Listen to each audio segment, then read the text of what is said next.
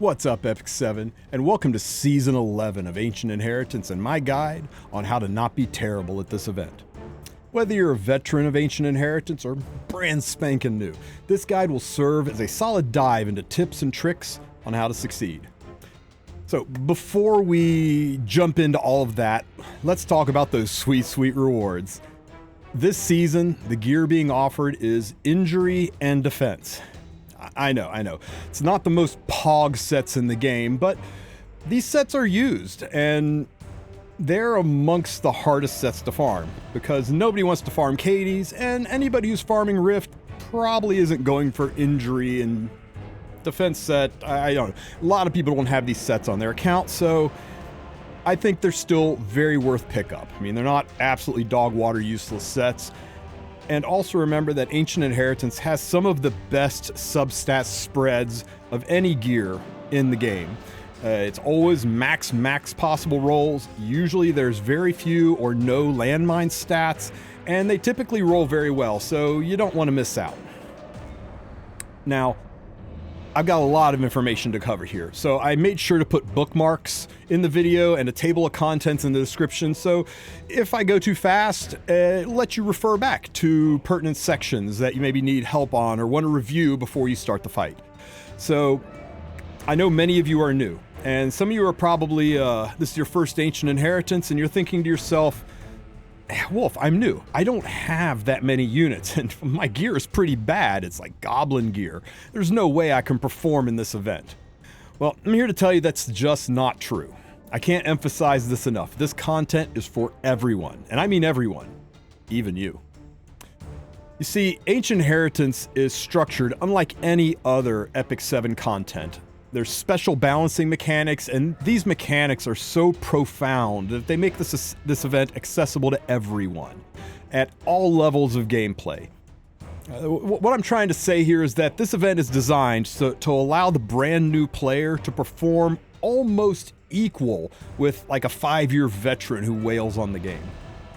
Let me explain how that works. Okay, first of all, there's an enlisting system that only allows you to draft a certain number of heroes inside of Ancient Inheritance. At the start, you get 10 heroes. Now, you'll get additional enlistment slots as you level up and progress, but bottom line is you don't need a deep pool of units in the game. You certainly don't need every unit in the game.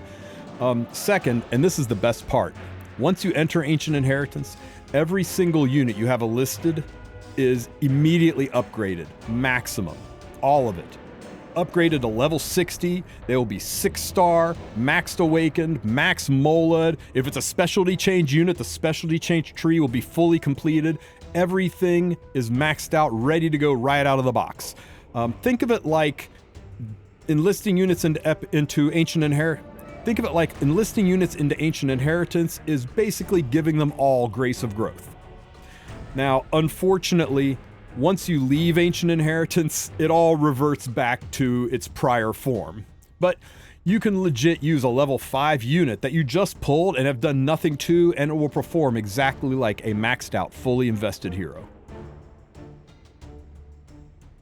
Now let's cover gearing these units. Because new players don't have great gear, right? I mean, how are you going to do this without gear? Well, that's covered too. You see, inside of Ancient Inheritance, gear quality doesn't really matter. Well, it matters a little, but only a little. Not being sarcastic here, right? Like 10-to-1 ratio little. What I'm trying to say here is only about 10% of the substats and main stat on the gear make it through inside of Ancient Inheritance. For example, let's say you've got speed boots with 40 main stat speed on them. You're only going to see about 4 of that speed reflected inside of Ancient Inheritance. That really sick piece of armor you got that had 20% crit chance on it, yeah, only 2% of that crit chance will make it through. Inside of Ancient Inheritance, the gear substats are such a small impact that you could technically use unleveled gear or even goblin gear and still succeed very, very well in this event. Now, what does matter is the gear sets. You see, the full impact of the gear sets is carried over. You'll still get that 12% crit chat bonus from your crit set. You'll still get that 25% speed bonus from your speed set. You'll get the full benefit of the 45% attack bonus from the attack set. And of course, special bonuses like counter set and lifesteal set and rage set, torrent set, all things like that. Of course, all those set bonuses work. Set bonuses are so massively important that even if you're using some of the most dog water trash gear on your account, as long as you can cobble together sets, you'll be able to jump right in and compete in this event like a master. Oh, and on a quick side note, artifacts and exclusive equipment, they work the same way inside of Ancient Inheritance as they do outside of Ancient Inheritance. Full value, just like they currently work. There's no normalization mechanic applied to artifacts. There's no normalization mechanic applied to exclusive equipment. So if you got a level 27 artifact on a unit, it's going to act just like the level 27 artifact inside of AI. It'll do the same thing. Same thing with exclusive equipment. No normalization mechanic to those two things. This means that artifacts that give bonus stats like Midnight Bloom are crazy value. They can help you max out your crit chance at lower levels because you'll be struggling a little bit for crit chance at lower levels, so keep your eye out for stat boosting artifacts. You'll find that as you advance inside of Ancient Inheritance, a lot of your stats are going to cap out from leveling. Therefore, some set bonuses are going to have diminishing return, like crit chance sets aren't going to matter that much because you'll be at 100% crit chance after a few levels. Effectiveness and effect resistance sets, those will cap out after 5 or 6 levels of advancement too. So those sets start to lose their value, but there are a lot of sets that just have unlimited value, right? For example, attack set. Attack is an uncapped stat. You can never have a maximum threshold on attack. It can just go higher and higher. So attack set is huge. Same with health set, defense set. These kind of sets have tremendous value because those stats are uncapped and you will be able to stack even higher value on your units. And special sets like lifesteal, rage, torrent. Those are really good inside of Ancient Inheritance and offer unlimited utility and damage. Now, we used to thumb our noses at destruction set inside of AI, and that's because you got to 350 crit damage very, very quickly in past seasons, but last season they patched that, and now it's harder to max out crit damage, so destruction set actually has really good value inside of AI. So keep that in the back of your mind as well. Also remember that you can use artifacts and imprints to boost your crit chance in order to overcome being understated on crit early on. As you get to like level 3, 4, you're going to find you don't need to boost crit chance. You'll be maxed out on that pretty easy, but the first couple of levels, you might be struggling a little on crit chance, so keep your eyes out for artifacts that boost crit chance. They can help you get the job done. Okay, so that covers the basics of heroes and gearing. We'll go in more depth on that in a minute, but I just want to give you a quick primer on that. Now let's talk about leveling, because you level in Ancient Inheritance different than you level in Epic 7. There are 2 separate leveling systems in the game. First, we're going to cover exploration leveling, and then we'll cover unit leveling. There is a difference. On day 1, when you enter Ancient Inheritance, you'll start at basic exploration level 1. And you'll be able to increase your exploration level by looking at objects, fighting monsters, even just wandering around will increase your level. So, yeah. Exploring increases your exploration level. Go figure. But as your level goes up, you'll be rewarded with more provisions, the ability to enlist more units, additional heroes, special bonuses like relics. You'll get keys to open chests, all kinds of goodies. So boosting your exploration level, important. Now let's discuss unit leveling. This is where your stats come from. And this is the special mechanic of Epic 7 that puts us all on pretty much equal footing. You see, in Ancient Inheritance, every unit in the game, and I mean on everyone's account, starts with the same stats, adjusted just by a little bit of a nudge by that 10% of gear stats that goes through. The bulk of your stats, however, come from the elemental leveling system. You see, in Ancient Inheritance, you don't level individual units, you level elements. As your elemental level goes up, every unit you own of that element gets stronger. So in order to level an element, all you need to do is fight monsters that are weak to that element. So let's say you want to level your fire elemental heroes, you just got to go and find a bunch of heroes identified as earth and beat the snot out of them. You want to level your light heroes, you need to go around and find a bunch of dark monsters and beat the pus out of them, and so on. The higher the level of the monster you fight, the harder the fight is, but the more XP you get. When you win a fight versus a monster, one of the little hearts above the monster's heads will disappear. Once all of the hearts above the monster's head disappear, the monster vanishes. Not just for you, but for the entire guild. So there's a limited number of monsters on the map, so it's strongly recommended that you just specialize in 1 or 2 elements, right? There's simply just not enough monsters to go around to let everybody in the guild level all of their elements up, and you don't need to. You want to focus on 2 elements. Have a primary element and maybe a secondary supportive backup element. This way you will be able to level your units efficiently. You'll be able to get your levels up really, really fast and really, really high without robbing a lot of opportunities from the rest of your guild. Please get through your head that this is team-based PvE. You don't want to be the guy taking all the leveling opportunities away from the rest of your guild while also leveling up so slowly that your own progress is so slow that the rest of the guild leaves you in the dust. Focus on 1 primary element and a secondary backup supporting element. This way, you'll be able to kill monsters faster and advance your guild efficiently. Elements that you're weak in, the rest of your guildmate can take care of those situations. You focus on your job. Now this is important, because as you climb to higher floors, the monsters become stronger and stronger, more difficult to fight. So don't advance to floor 2 or 3 until you've reached a significant enough level to be able to handle the fights on that floor. The last thing you want to do is be in a situation where the monsters are too strong to be able to fight and you're stuck and you can't level. So take your time. Make sure you do enough normal fights on the current floor to sufficiently level your units, and then you will be ready before advancing to the next floor. But sometimes this isn't possible, right? Sometimes people kill all the monsters, and here you are, you started late. And it's just not logical to wander to all 4 corners of the map and spend several days trying to fight 1 or 2 monsters before you can go up a floor. This is especially true for people who've joined the event late. So for players in this situation, or who mistakenly went to floor 2 before they had leveled, AI's got a safety net now, and this safety net is called the Spirit Sanctum, and it's located right beside the spawn points on floors 2 and 3. At the Spirit Sanctum, you'll be able to directly trade provisions to artificially boost the levels of red, green, and blue elements.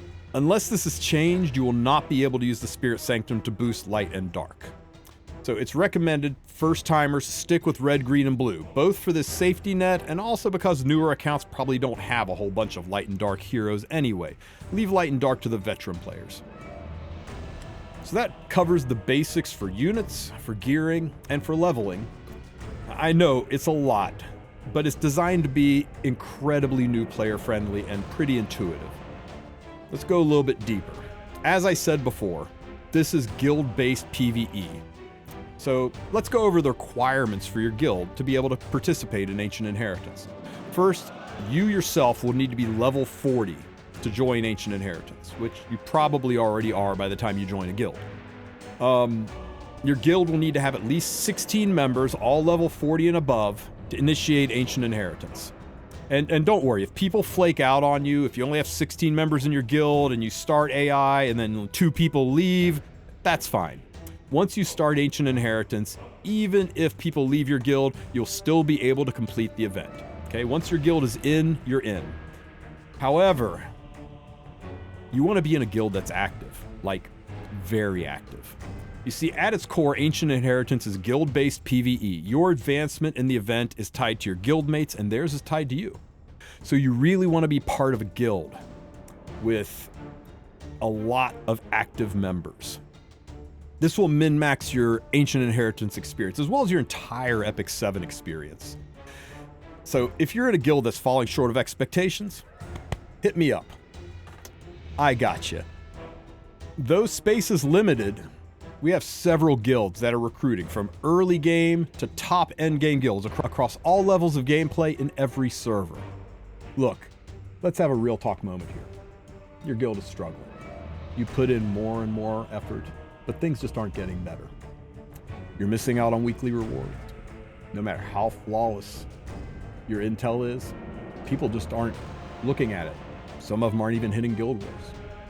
Chat's the same 3 or 4 people every day. But they're your friends, right? You can't ditch them, right? You don't want to leave them in a lurch. You're the one of the last things holding this guild together. If you leave, it all falls apart. They depend on you. Been there. I'm going to tell you a secret. One word that's going to make everything about your Epic 7 life better. And that word, leave. That's it. Yeah, it's that simple. No. No buts, no ifs. There are no buts here. You say, it's been real, guys, but I'm out. And you go. I can pretty much guarantee you that when you saw Epic 7 in the App Store, you didn't say, hey, this looks like a good place to go and work my ass off and feel stuck and frustrated, struggle, eke out a bare minimum of existence of gameplay and not meet my own expectations and hang out in a cycle of lunacy that can only be described as herding cats. But you know what? I get to help some friends out. Nah. You didn't join this game to do work so that others could coast. You joined this game because it looked fun. Well, tell me true. Is your current feeling towards your guild living up to that expectation? No? Leave. Here's a little IRL tip from the Wulf. You can't take care of number 2 without taking care of number 1. Trust. If you try to constantly put other people's success ahead of your own, you will burn out and hate the game. Leave. Self-love is not so great a sin as self-neglect, my friend. Leave. Trust me. Some people will get upset. Some may shoot you nasty DMs, but most will be your friends, and most will wish you well and hope it works out for you. Some may even say, take me with you. I don't want to be here alone. And let me tell you, a month from now, when you're kicking it with a new guild who's as active as you are, with like-minded people who are playing at your same gameplay level, when you're in a community that embraces you and that you can embrace, you're going to look back and you're going to say, damn, that Wulf was right. So leave. But to where? Well, let me help you out with that. If you need help finding a new home, click that link in the description of the video and jump into my Discord. Check out my guild recruitment hall. That way you'll be able to get in touch with one of the many recruiters to help you find a guild that fits your playstyle. Do you love Guild Wars? Look at Talentless and Ninev. They're top 30 Guild War contenders every season. Intense, fun communities. Structured? Sure. Disciplined? Sure. Full of degenerates who love cracking booba jokes? Duh. But they are good, competitive, filled with advice, real end game experience. And if that's what you want in your life, they got you. And they're all recruiting. Or maybe something active but casual, less focused on being top 100. We just want to relax and have fun, but also make sure we get the blue box every week, make sure we always complete AI, that people are doing their parts, nobody's humps, but nobody's giving you grief because you got sick. Yeah, we got guilds like Mangoville and Solist and Asylum. Maybe you want to be a part of an extensive multi-guild family. Maybe you've got a whole bunch of people that want to leave with you together and you all want to kind of be in the same community. The Baka guilds and the pertinent guilds have massive communities and all hang out in Discords together. And although you might be in different guilds, you still get to keep the family together. So we have got a place for you, a place that's going to meet your needs, whether you're beginner or end game, whether you're on the EU server, Asia server, global, no problem. Look at all these guilds. I know all of these recruiters. I trust all of these guilds. Give them a shot. All of them handle AI very well. And at the end of the event, at the end of AI, if you say, you know what, this guild's not living up to my expectations. I thought it would be better here, but I think I could probably find myself in a better guild, then leave. Again, leave. Take care of yourself, guys.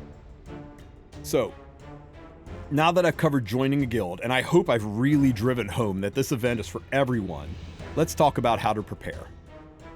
So, there are 5 things that matter above all else in Ancient Inheritance. Okay? 1 is artifacts and exclusive equipment. We're going to call that one thing. Just deal with it. Gear sets, elements, heroes, and relics.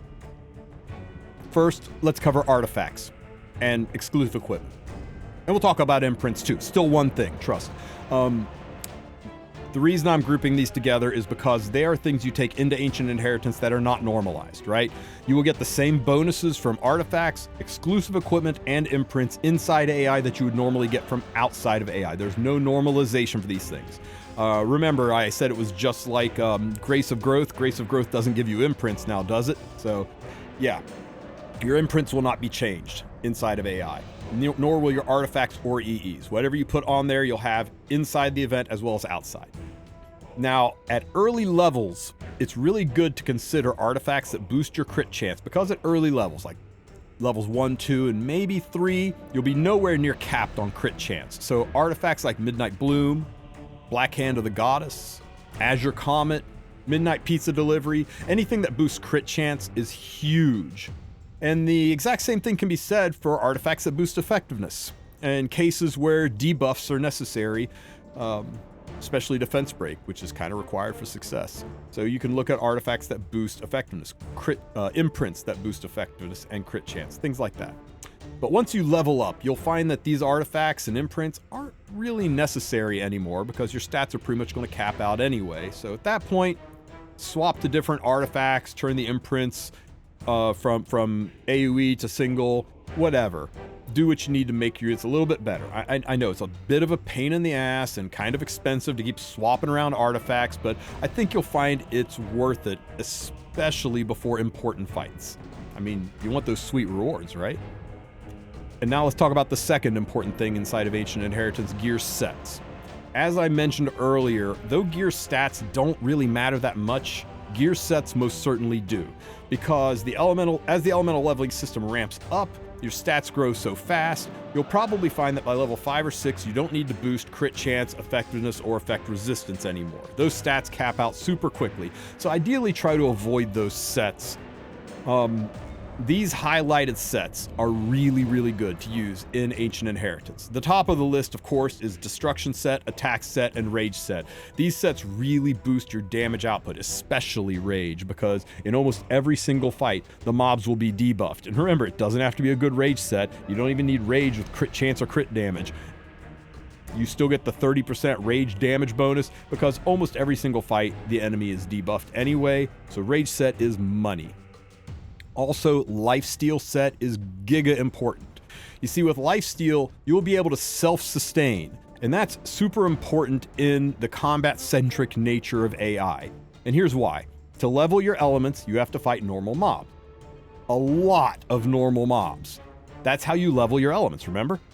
But when you fight, the units that you used in that fight are gone for the day. You can only use units in a fight once per day. They get shaded out, and you can't use them until tomorrow. And because you have a limited number of units, remember enlisting, you can only enlist 10 units and then more as you level up. That means you're going to run out of units fast. So if you want to do more fights, you want to be able to clear normal mobs using just 1 or 2 units to clear. And one way that you can get more fights with fewer units is self-sustaining units. And Lifesteal set can make a unit self-sustaining so that it can potentially solo a fight. And speaking of fighting now, let's talk about the heroes, the third aspect of Ancient Inheritance.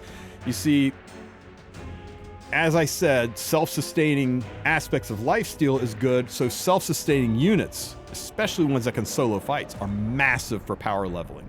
The more fights that you can do, the faster you can grow. And it's good to consider Lifesteal, but also units who have self-healing, or units that are wearing artifacts that are self-healing or give barriers.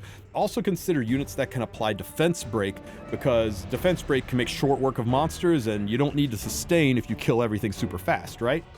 So consider things like Fire Ken, who can dual attack and has a Defense Break. Camilla, who can dual attack and have a Defense Break. Kitty Clarissa, who can dual attack. Sinful Angelica, who can dual attack. Dual attack into Defense Break with self-sustaining units, and you've got 2-man machines of murder. Look also for units that not only heal, but CR manipulate, like Destina, Amelia, Green Lots. This can help you cycle fights faster and kill the enemies before they even take turns, while offering a little bit of healing. But most of all, stick to 1 or 2 elements. If you take nothing else away from this, it's that you want to focus on no more than 2 elements.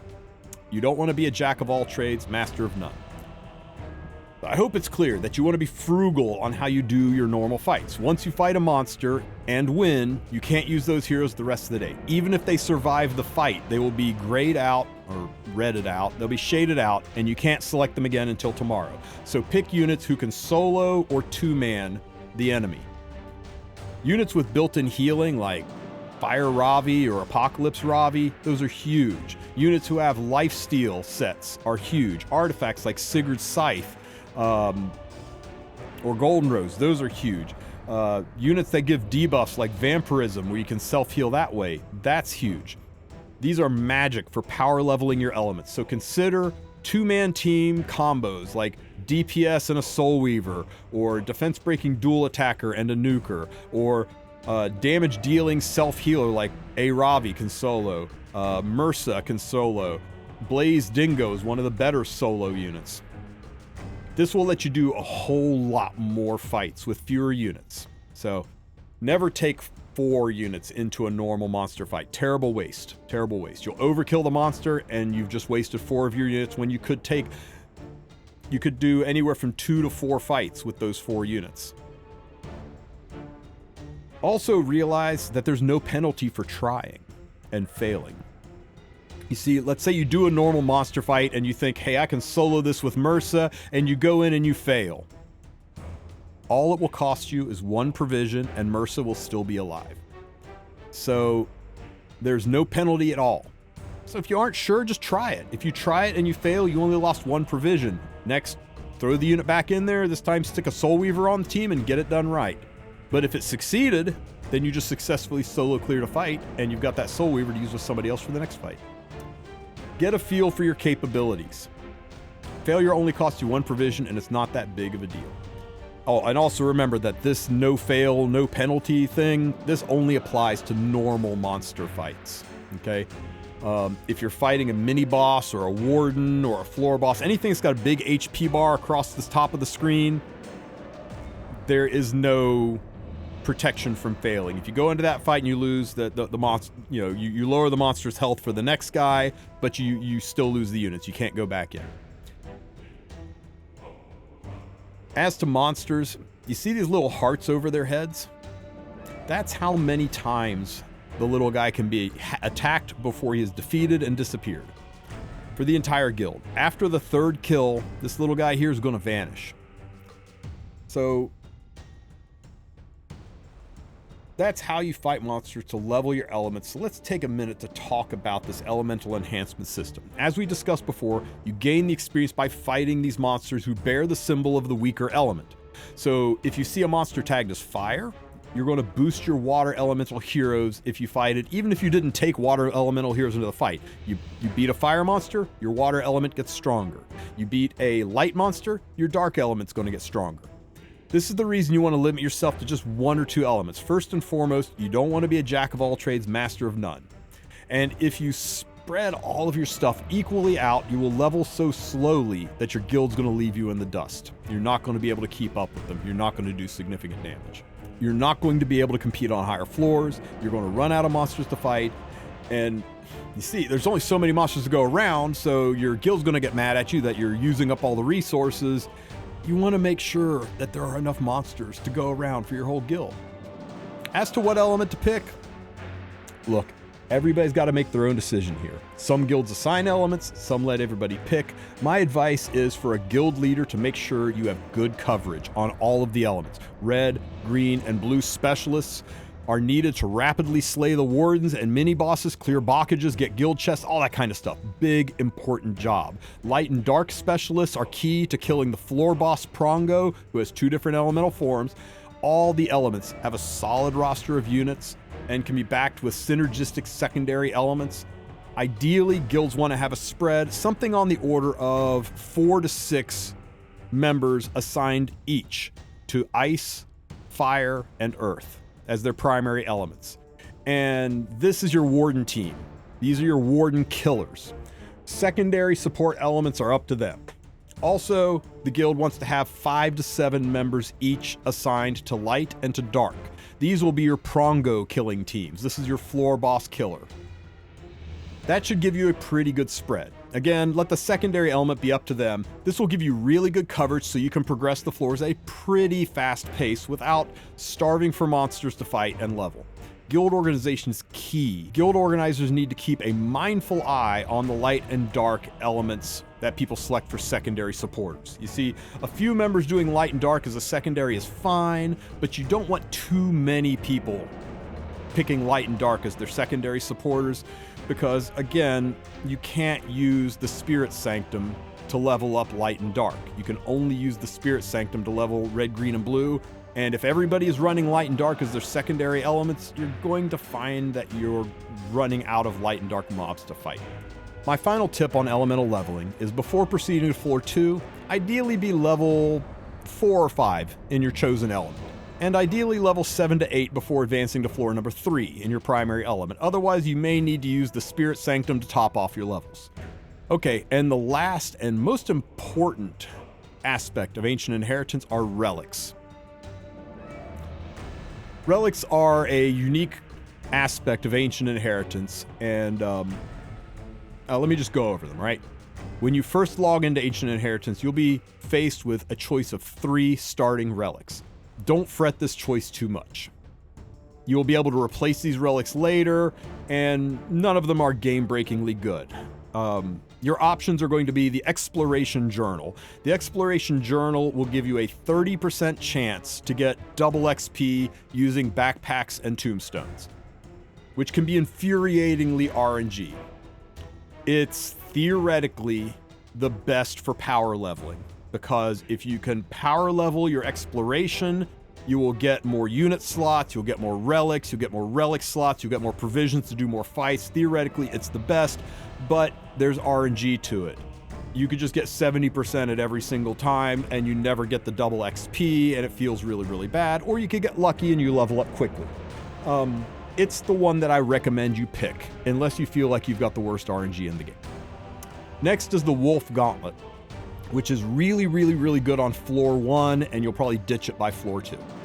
Wulf Gauntlet has no RNG. It lets you fight stronger monsters so that you can easily level your elements faster. So it basically makes you considered 1 level higher than you actually are. So if you're level 1 and you fight a level 2 monster, it'll treat you like you're a level 2 team. But it only works if you fight monsters that are stronger than you. If you fight monsters that are the same level or weaker than you, it doesn't do anything. That's why you will probably ditch it by the time you're on floor 2, because you're going to be stronger than most everything anyway.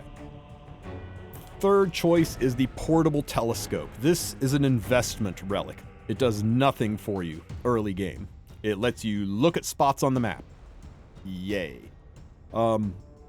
Here's the thing though, Portable Telescope has insane synergy with a relic called Wanderer's Pipe, and it is one of the most valuable movement combinations. If you are a casual player and you don't want to put too much effort into Ancient Inheritance, ask your guild leader, tell your guild leader, hey, I want to be the cleanup crew. Don't expect me to go and do 1,000,000 damage on the wardens or prongo. I'm going to hang back while the rest of the guild advances and climbs up to higher floors. I'll be back here teleporting around, getting all the guild chests, killing some mini bosses, getting all the loot, and doing all the wet work while the guild is progressing higher floors. I'll be the cleanup crew. Portable Telescope plus Wanderer's Pipe and some movement artifacts are great for that, and you can even pick up a relic that lets you donate provisions as well. So that's always an option for you. I don't recommend Portable Telescope for new players. It really is for somebody who understands the interaction between it and Wanderer's Pipe, is ready to do a special niche role and really milk that synergy for all it's worth. So newer players, stick with Wulf Gauntlet or Exploration Journal. Veterans who know what they're doing, Portable Telescope, just make sure you've got a reason to do it. Now, as you level up, you'll automatically get new random relics at levels 3, 5, 7, and 9. So you will get a new relic socket and a new relic to put into it. And it's all random out of the same pool. And if you get relics that you don't want, you can always go to relic shrines and swap them out for different relics. Again, random pool, but hopefully you find the relic you're looking for. Now, everybody loves tier lists, and people have asked me about this for every season, so let's go over a tier list for relics. So first, we're going to talk about Wanderer's Pipe. Wanderer's Pipe lets you teleport once per day to anywhere in the lit up area that you can see. You can teleport and jump over gaps, you can jump over monsters, you can go past barricades. It's really good for the cleanup crew guy that wants to go and get at guild chests, or for when you're just trying to get somewhere and you need, you don't want to do a fight, you're just trying to move past something so you can save your provisions to go to another fight. Wanderer's Pipe's great for that, but it's a very limited range of teleport. We'll give it an A tier, but here's the thing. If you combine it with Telescope, Telescope lets you see anywhere on the map, and Wanderer's Pipe will let you teleport to those spots. So as long as it's an explored area on the map, you can combine Wanderer's Pipe with Telescope, and you can go infinite distance from one corner of the map to the other once a day. And that's what makes that so huge for being able to, jump all over the place and get your guild chests. So it is S tier for movement when it is combined with Wanderer's Pipe. It's only like an A tier on its own for letting you leapfrog over monsters that maybe you don't have the element to fight, but they're blocking the path. Next is Eerie Dish. We're gonna slap Eerie Dish in the C tier. It looks good on paper. It says it gives you 5 provisions when you kill a monster, but it's when you kill it. The last heart goes away. That means all the hearts have to go, and when you kill that last heart, you get 5 provisions back. So yeah. You fight a guy that's got 4 hearts over his head, you got to spend 20 provisions to get that 5 provision refund. It's a nice little bit of provision efficiency if you're fighting monsters that are already on their last heart, but really there's just better relics to pick, okay? Next we have Food Supply. Food Supply is for the casual member who wants to help but doesn't want to put in that much effort, right? Food Supply lets you gift 5 provisions to a fellow guildmate twice a day. And these provisions don't come out of your own provision stash, by the way. It just creates them out of thin air and gives them. You can't donate them to yourself. But you got a guy that's stuck over by the warden. He says, hey, I'm 2 provisions short of hitting the warden. You can gift him 5 and he can hit the warden for you. It's good for that guy who's on the cleanup crew, moving around collecting the guild chests. He can figure out who in the guild is struggling to finish hitting bosses, who's just, I'm 5 steps away from hitting Prongo. If I had a provision donation, I could hit him twice. Well, fine, send you 2 provisions. Good to go. So we'll put it in the B tier because it's more of a parasocial add-me helping kind of a relic. It doesn't do your account any good, but it's nice for the guild. Now we got the 4-leaf clover. This one's a little all over the map, right? Because it's a 50-50 chance to proc. What this relic does is if you do a normal monster fight, at the end of the normal monster fight, it flips a coin, and if you win the coin toss, none of your units die. And you can literally hit the monster again with the exact same units. Still use the provisions, but it potentially gives you unlimited units. Or it potentially does nothing at all because you land tails on the 50% coin flip. So it's C tier when it doesn't proc, and it's S tier when it does proc, so we'll just call it A tier because this is a really solid power leveling artifact as long as you're lucky. It's infuriatingly RNG though. Now we've got Sacred Charm. This one's a little bit underestimated and takes a bit of coordination. This is one that I only recommend for higher end guilds and higher end players. Sacred Charm increases your ability to hit boss monsters by 2. You see, wardens and floor bosses can only be hit twice per day per person. So if everybody in your guild hits a boss, that's 60 hits, sure, but twice per day by you. Unless you have Sacred Charm, in which case it's double. You can hit the boss 4 times. But here's the thing. After you've hit the boss twice, those units are deactivated for the rest of the day. So unless you have really, really good strategies, your 3rd and 4th hit probably aren't going to be super effective against the boss. So you may find that you do 1,000,000 points on your first fight and 1,000,000 points your second fight, and then your third fight you do maybe a 500,000, and then your fourth fight you do 150,000. It was nice, it definitely helped out, but you just ran out of effective units to do the fight right because they all take specific tactics. I'm not a huge fan of Sacred Charm, but if you use the statues that resurrect your units well, and if you've got players who are donating you provisions and you got top-end players that know what they're doing, this can be a really, really good artifact for high-end players that know how to min-max it and are supported by other players. Newer players, I'd recommend away from it. Okay, so now I'm going to get into a group of relics that we call the Tundra's Blessing relics. Tundra's Blessing is a special buff that you can get inside of Ancient Inheritance that is just a damage buff. Anytime you hear somebody say Tundra's Blessing, they're just saying damage buff. Okay. Tundra's Blessing buff comes in 3 levels. Tundra's Blessing 1 gives you 15% damage boost, 2 gives you 30% damage boost, and Tundra's Blessing 3 gives you 50% damage boost. Broken Arrow is the first of the Tundra's Blessing artifacts, and it's pretty solid. It gives you +1 Tundra's Blessing when you have 3 or more classes on the team. Warrior, Ranger, Thief, Soul Weaver, Knight, Mage. As long as it's 3 classes, and that's good because it still lets you be mono element, and most of the boss fights you need to be a mono element. It doesn't help out so much for normal monster fights where you're only wanting to take 1 or 2 units at a time. It doesn't do anything there. But for boss fightings, getting that extra 15% damage is kind of nice. A tier. We'll stick this firmly in the A tier because it makes you a much more efficient boss killer. Snakehead Figurine. This is our first S tier relic. This thing is Pog. It gives you +2 Tundra Blessing, an immediate 30% damage boost. +2 Tundra Blessing anytime you use an object before a fight. So, open a backpack, +2 Tundra's Blessing, do a fight. Tundra's Blessing gone, go open a treasure chest. Tundra's Blessing back, do a fight. Find a barricade, hit a barricade. Barricades are considered objects. You interact with it, +2 Tundra's Blessing, go do a fight.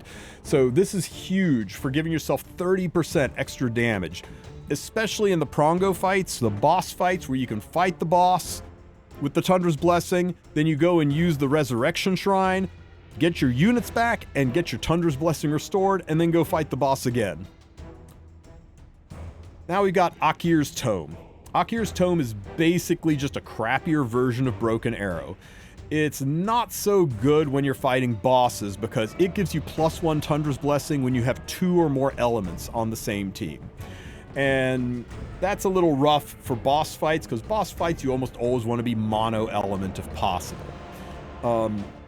It does make farming mobs a little bit easier, but mobs are already pretty easy to fight, so I'm going to slap this in the C tier. I think you only use it if there's no other options, right? And now let's talk about the movement classes of relics. Movement relics get better and better the more of them you have. First, let's talk about the best relic in the entire game, Bronze Ring.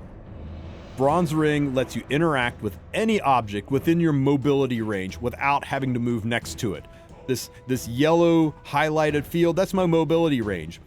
With this ring, you will be able to grab that chest, fight that monster, click on that shrine, all without moving to them.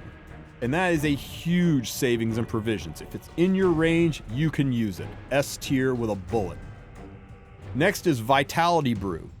Vitality Brew increases that movement range envelope by 1, which on its own would be C tier, but when combined with Bronze Ring, makes it a hard S tier. Now you can see even further. You can touch things even further away without walking over to it. Crazy good. And last is Wooden Doll. Wooden Doll changes your movement from walking to teleporting. Teleporting takes 2 provisions, so if you teleport 1 space, it takes 2 provisions. Worse, right? But when your movement range gets bigger as you go up in levels, when your movement range gets bigger because of Vitality Brew, now you can teleport even further for 2 provisions. Your bubble can get so big at higher levels with Vitality Brew that you can teleport 4 to 5 spaces for 2 provisions, more than doubling your mobility range on provisions. So on its own, it's an A tier, but with Vitality Brew, it's an S tier relic. Now, finally, for the power leveling enthusiasts, there's a special combination of relics that takes your farming to the next level. I'm going to lay this down for you and really screw your ears on straight because you guys are going to love this. Conqueror's Flag and Ancient Shield. They both kind of do the same thing, and they both stack.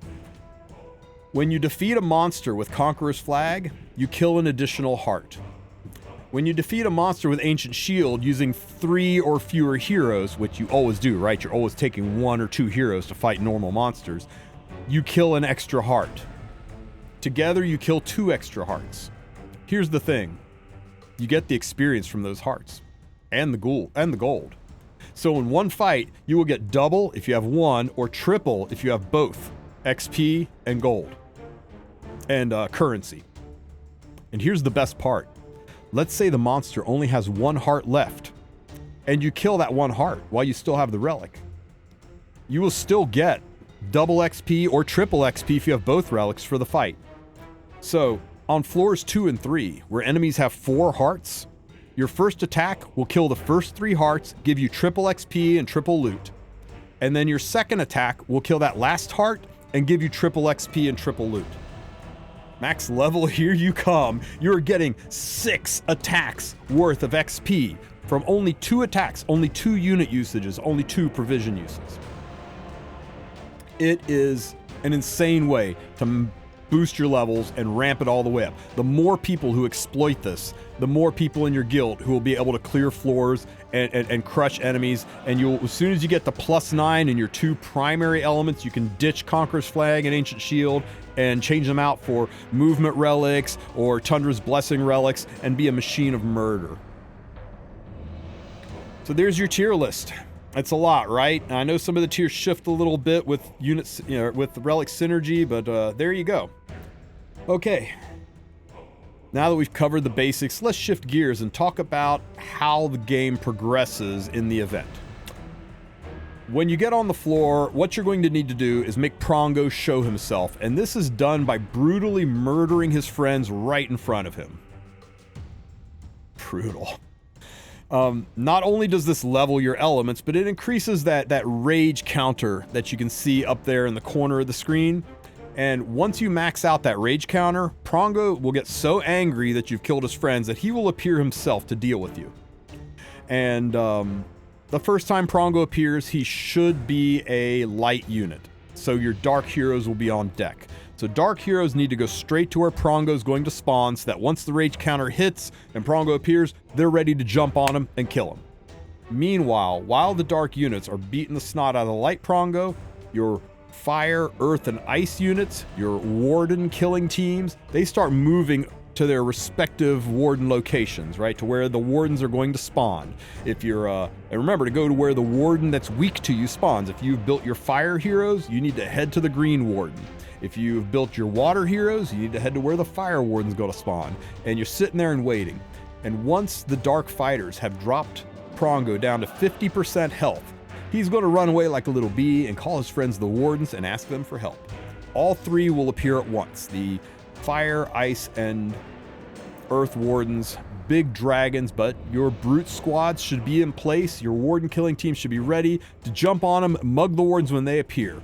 And while all of this is going on, the light fighters have been moving around, collecting guild chests maybe, doing fights, killing some mini bosses, trolling around the map, doing some of the cleanup work, getting their stuff straight, and eventually are moving over to where the dark Prongo is going to appear.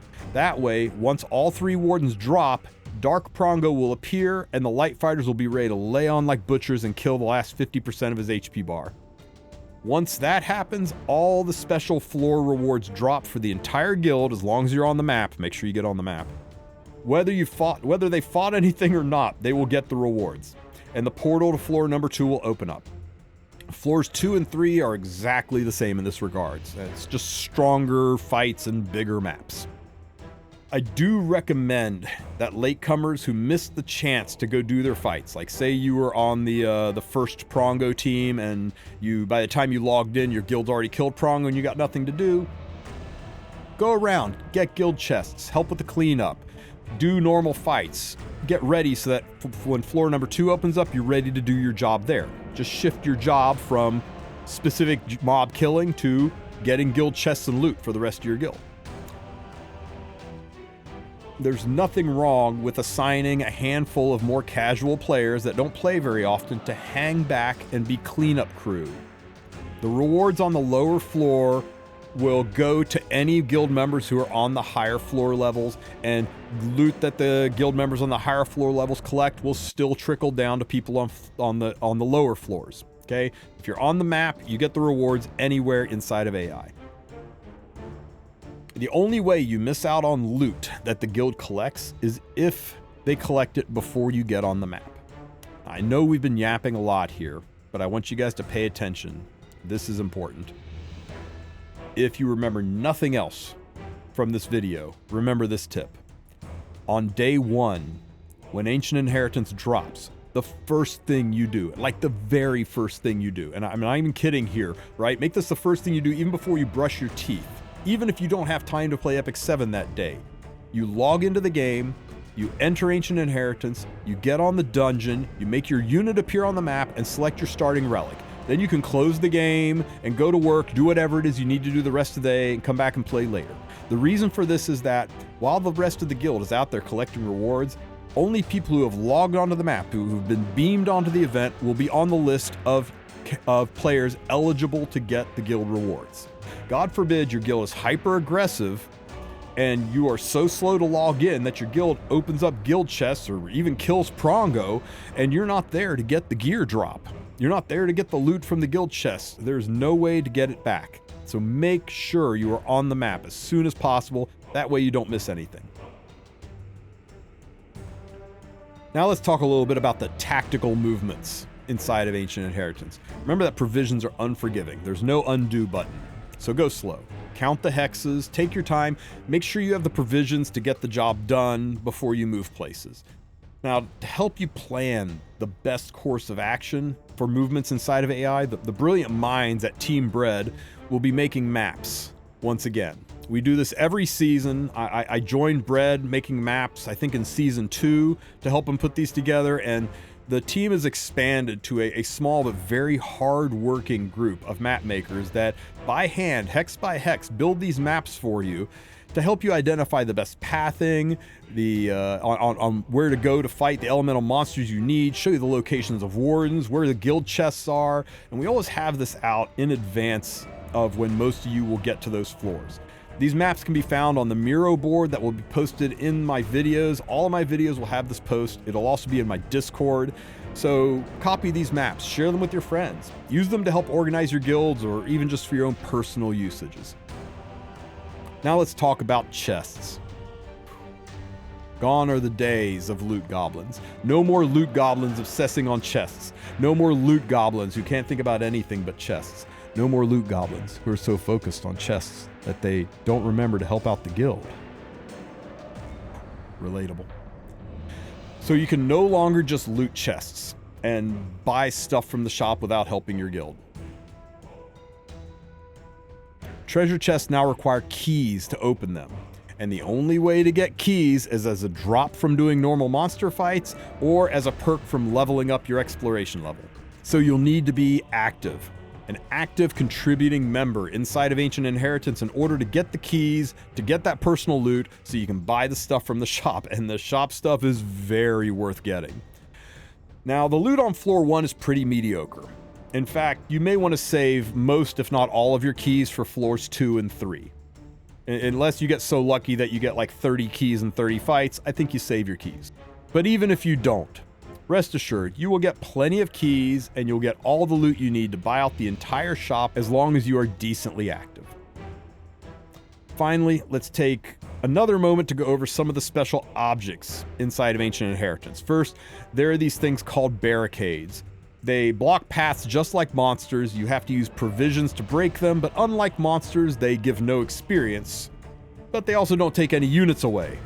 Remember, pro tip, they count as an object if you're using the snakehead relic, so sometimes there's a strategy where you can hit a barricade, then hit a monster, and then hit the barricade, and then hit the monster.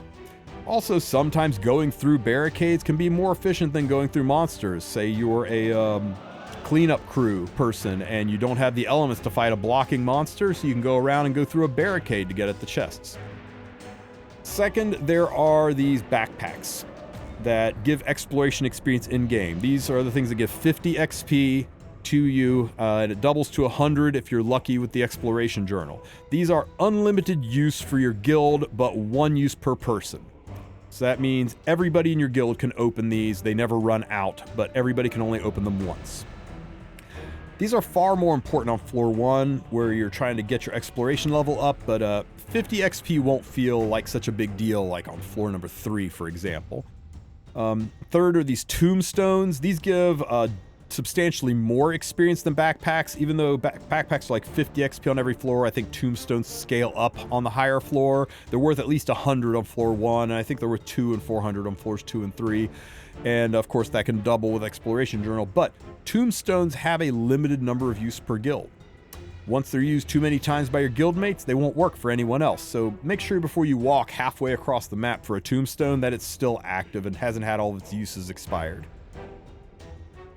Tents likewise have a limited number of use. Statues have a limited number of use. Statues bring your units back to life after they've been killed, and tents give you provisions if you sleep in them, extra provisions. So those are kind of nice. 1 use per player and a limited number of use per guild. Once they are used, they're dead. And then there are these banners. These banners give a smoky buff to all monsters nearby. So keep an eye out for monsters that have swirling smoke around them. That is a sign that they are near the buff effect of a banner. And if you attack them, they will be significantly harder to fight than what their level advertises. It's basically a negative Tundra's blessing for your team if you fight one of these bannered monsters. Also, there's these lighthouses. Lighthouses, once you use them, they'll illuminate a large portion of the map, which is really nice for people that are using the telescope and Wanderer's Pipe Relic to move around. But other than that, mostly that's for people to be able to see areas of the map. And hey, we're making you these really, really nice maps, and that kind of reduces the importance of going for the lighthouses. And finally, the Relic Shrines. Relic Shrines are where you can acquire random new relics to replace the unwanted ones. They will randomly spawn the relics, so there's no guarantee you'll get the one you want. Make sure you have a spot for a new relic, or that you're okay with trading out one of your old relics, because once you use a shrine, it's used. Okay, you can't unuse it. You can't just cancel out and go back later. Once you look at it, it shows you the relics, and if you take one, great, and if you don't take one, they all go away again. You can't come back later. So make sure you have room in your relic tree for a new relic, or make sure you have a relic you want to get rid of. My last little bit of advice is that you are permitted to withdraw up to 10 heroes per season. Not per day, not per week, per season. 10 heroes. So if you pick a hero for AI and it's just not living up to expectations, or say you picked a hero for farming normal monsters, but now you're max level and you're not farming normal monsters anymore, you can ditch that one and get one that's specific to high-end fights. Or say that you found out that your guild doesn't have people, enough people on the fire elemental team, and you want to be that Chad that switches out to fire so you can withdraw all heroes of one element and start drafting fire. Awesome. But it's 10 per season. Remember that. After you swap out those 10 heroes, your roster is permanently locked for the rest of the season. No more changes. No more withdrawing. Also, no trying to cheat the system. If you withdraw a dead hero and re-enlist it, it will still be dead. If you withdraw a dead hero and re-enlist a different dupe, it'll still be dead. So, sorry, you can't cheat the system in that way. All right. Now that I've talked your ear off and turned what I intended to be a relatively short video into a really long video, I'm going to wrap things up for this introduction. I do plan to stream my AI pushes every single day on Twitch and YouTube, so make sure you ring that bell to be notified when I go live, and then you can come in and join. Be a part of the adventure. Ask questions. See how I'm moving around. See how I'm leveling. Guys, get organized. Make a Discord room. Turn it into a party. It's dangerous to go alone. The adventure is way more fun with friends. Have a good one, Epic 7.